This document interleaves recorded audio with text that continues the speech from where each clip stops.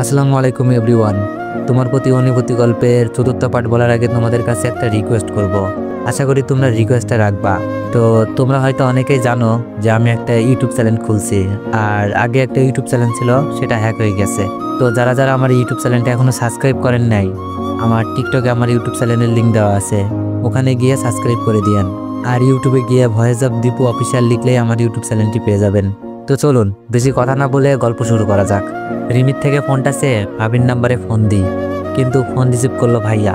ভাইয়ার কণ্ঠ শুনেই সাথে সাথে কেটে দিলাম। রিমি বলল, কি হলো, রিসিভ করে নাই? আমি মন খারাপ করে বললাম, করছে কিন্তু ভাইয়া। রিমি বলল, ও তাহলে আমাকে দাও ফোনটা।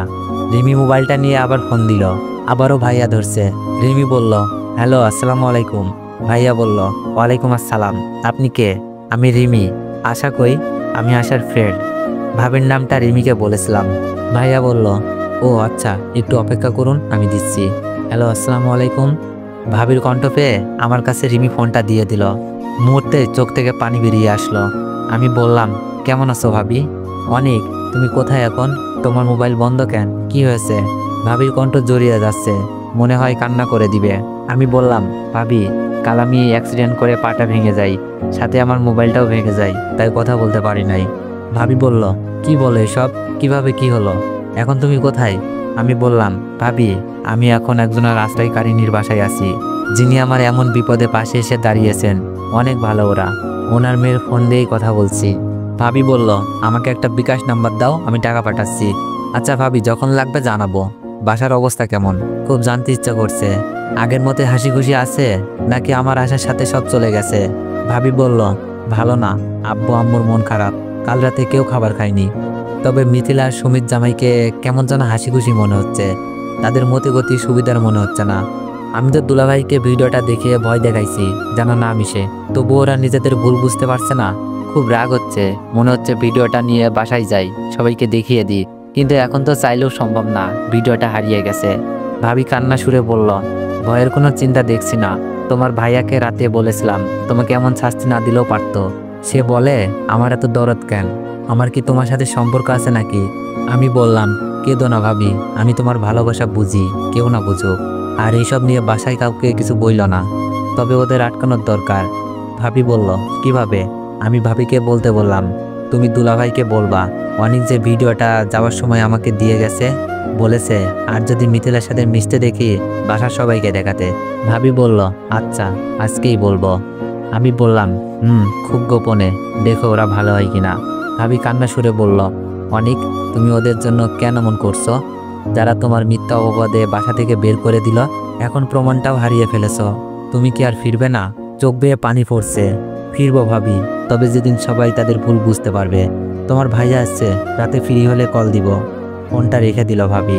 রিমির চোখের কোণেও পানি। রিমি বলল, অনেক, আপনি কি মানুষ? আমি বললাম, কেন? রিমি বলল, যে আপনার বাসা ছাড়া করলো, মিথ্যা অপবাদ দিল, তার জন্য এত ভাবছেন? মনে রাখবেন, এই দুনিয়ায় কেউ কারোর জন্য অতটা ত্যাগ স্বীকার করে না। আমি বললাম, তাহলে আপনারা কেন করছেন? আপনারা তো চাইলেই আমাকে কিছু টাকা ধরিয়ে দিয়ে চলে আসতে পারতেন, কিন্তু আমার ভালোর জন্যই বাসাতে নিয়ে আসলেন, ত্যাগ স্বীকার করছেন। রিমি বলল, আপনি আমাদের উপকার করেছেন, ধরে নিতে পারেন তাই আমরা আপনার উপকার করছি, কিন্তু মিথিলার দুলাভাই তো আপনার সম্মান ডুবিয়ে বাসা থেকে বের করে দিল। রিমির কথা যুক্তিযুক্ত। আমি বললাম, মিথিলা আমার চাচাতো বোন, যাকে আমি ভালোবাসতাম, তার সম্মান কি করে নষ্ট করি বলুন তো? মিথিলা হয়তো একটা ভুল করেছে, আমি তার ভুলগুলো সংশোধনের কারণ হতে চাচ্ছি। সে যেন বুঝতে পারে কাকে সে অপমান করত। সে আজ তার সম্মান বাঁচানোর জন্য মুখ বুজে সব সহ্য করে গেল। রিমি বলল, আপনি এখনো মিথিলাকে ভালোবাসেন? আমি বললাম, জানি না, তবে আমি চাই মিথিলা তার ভুল বুঝতে পারুক, সম্মান নিয়ে বেঁচে থাকুক। রিমি বলল, ও বুঝেছি, হয়তো এখনো ভালোবাসেন। রিমি হয়তো বলতে চাচ্ছে আমি যা করছি সব কিছুই ভুল করছি।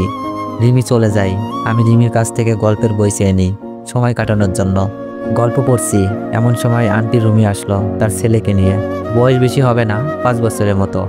আন্টি বলল, খাবার খেয়েছো অনেক? আমি বললাম, জি আন্টি, রিমি এনেছিল। আন্টি বলল, আচ্ছা টিভি ছেড়ে দিব? আমি বললাম, না আন্টি, আমি বই পড়ছিলাম, বই পড়তে আমার খুব ভালো লাগে। ভাইয়া এদিকে আসো, বসো ভাইয়ার সাথে। রিমির ভাইকে ডাকলাম। আন্টি বলল, না, পায়ে ব্যথা দিবে, অনেক দুষ্টু, আগে পা ভালো হোক তারপর খেলা করবে। না আন্টি, সমস্যা নেই। ছেলেটাকে আমার পাশে বসিয়ে আদর করছি। আন্টি বলল, তুমি পড়ালেখা করো? মন খারাপ করে বললাম, জি আন্টি, আমি সবেমাত্র কলেজে উঠেছি, আর মনে হয় লেখাপড়াটা করতে পারবো না।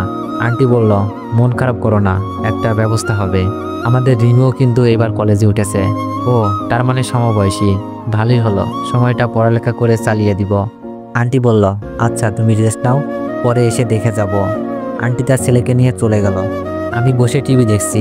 এমন সময় রিমি কি নিয়ে যেন আমার থাকার রুমে আসলো, হাতে কতগুলো শপিং। রিমি বলল, এইগুলো আপনার জন্য, দেখান তো পছন্দ হয় কিনা।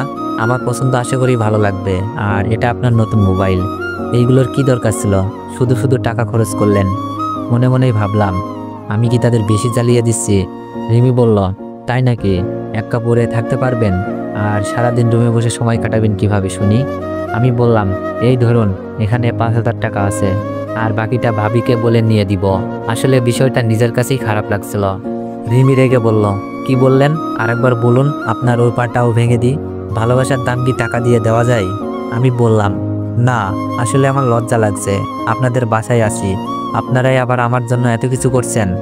রিমি বলল, লজ্জা থাকা ভালো। পছন্দ হয়েছে? রিমির পছন্দ অনেক ভালো, সবগুলো কাপড়ই ভালো লাগছে। আমি বললাম, আপনার পছন্দ অনেক ভালো, আর ধন্যবাদ। রিমি বলল, কেন? আমি বললাম, এগুলোর ভীষণ প্রয়োজন ছিল। রিমি মুখ ভেঙচি দিয়ে বলল, ওই সময় তো এগুলোর কি দরকার ছিল বললেন। মোবাইলটাও দেখছি খুব দামি, রেডমি 7, সাথে রিমি রেজিস্টার করা নতুন সিম, আর বাসায় তো ওয়াইফাই আছেই। তো এভরিওয়ান, নেক্সট বার চাইলে একটু বেশি বেশি কমেন্ট করুন, আর একটু বেশি বেশি কপি লিঙ্ক করে দেন। ধন্যবাদ।